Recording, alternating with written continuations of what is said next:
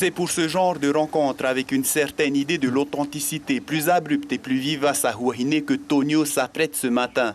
Une rencontre qu'il a voulu provoquer car c'est l'un des traits de caractère de l'ancien chef de la troupe de Tomari Papara. Fonceur dans l'âme, il aspire à une vie plus calme, loin du tumulte de la zone urbaine.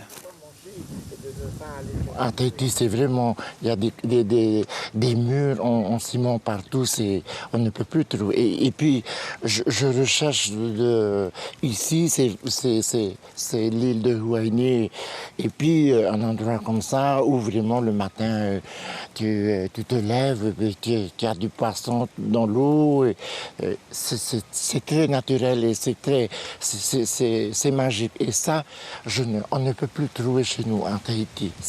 C'est dans les îles qu'il faut venir découvrir ça.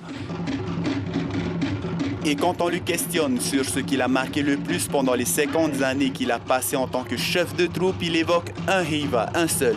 Celui où, avec ses danseurs de quartier, il a réussi à se hisser sur la plus haute marche du podium devant des troupes comme Temaeva ou encore Heikura Nui, pour ne citer qu'elle. C'était en 1990.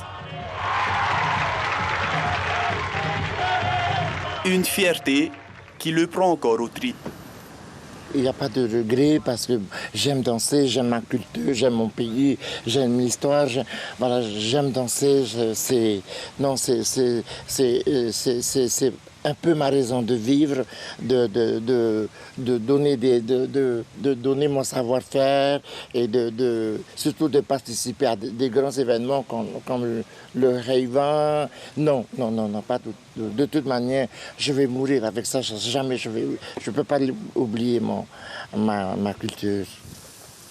Loin du cliché des longues plages de sable blanc et autres lagons turquoise, Tonio est plutôt en quête d'un lieu avec un quotient culturel très fort, des lieux qui attirent l'œil de par les vestiges laissés sur place il y a plusieurs centaines d'années par nos Tupuna.